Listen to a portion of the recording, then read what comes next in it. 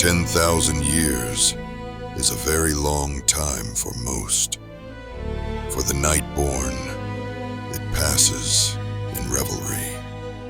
Suramar City has experienced 10,000 years of unbroken celebration, fueled by the soothing glow of the Nightwell and soft comfort of arcwine. The great arcane barrier sealed the city away from the world, creating a sanctuary where days and decades blurred together in a continuous, shimmering festival. Within its walls, the fountains sparkled, the music never ceased, and the noble houses drifted from one grand indulgence to the next, as though age had simply agreed to stop. For 10,000 years, they tapped from the Nightwell itself, arcwine, the lifeblood of the city. It was sustenance, pleasure, and governance all in one. Entire social rituals formed around its refinement and distribution. And with each passing century, dependence deepened. The effects were subtle at first. A tremor in the hand, a moment of panic when a cup ran dry. But deprivation, even briefly, unraveled the Nightborne's refined composure.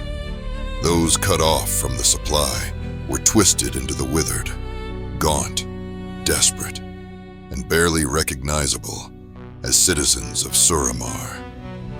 They haunted the alleys behind the glowing promenades, begging for another drop through mouths of wine-stained teeth.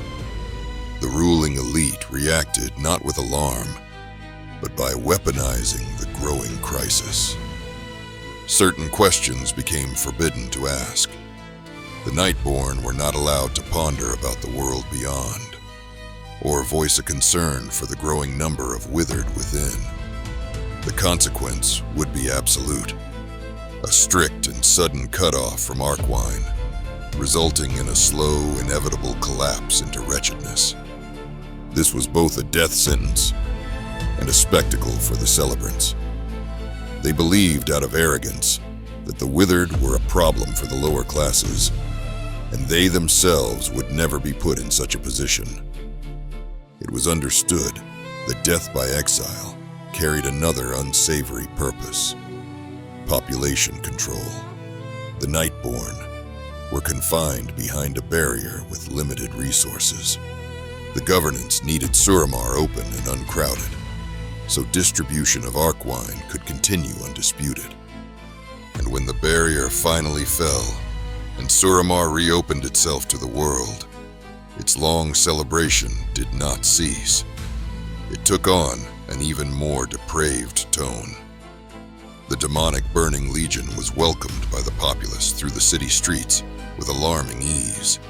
The Nightborne, out of both duress and exuberance, invited demons to join the grand revels, as if they were simply an exotic court. The festivities soon swelled into grotesquerie. Withered addicts who strayed too close to the parades were crushed beneath demonic hooves and trampled under palanquins bearing nobility. Arcwine flowed in unnatural abundance, its refinements altered to numb fear and heighten compliance. Citizens were urged to drink deeper, dance harder, and surrender more completely, even as fell fire illuminated the grand promenade. In the end, Suramar's eternal revel was not a symbol of joy. It was a gilded masquerade, each reveler hiding their true face. Lurking in the heart of each Nightborne is a shadow of themselves, deviant and corrupt, seeking to take the reins, indulge in debauchery until the end of days.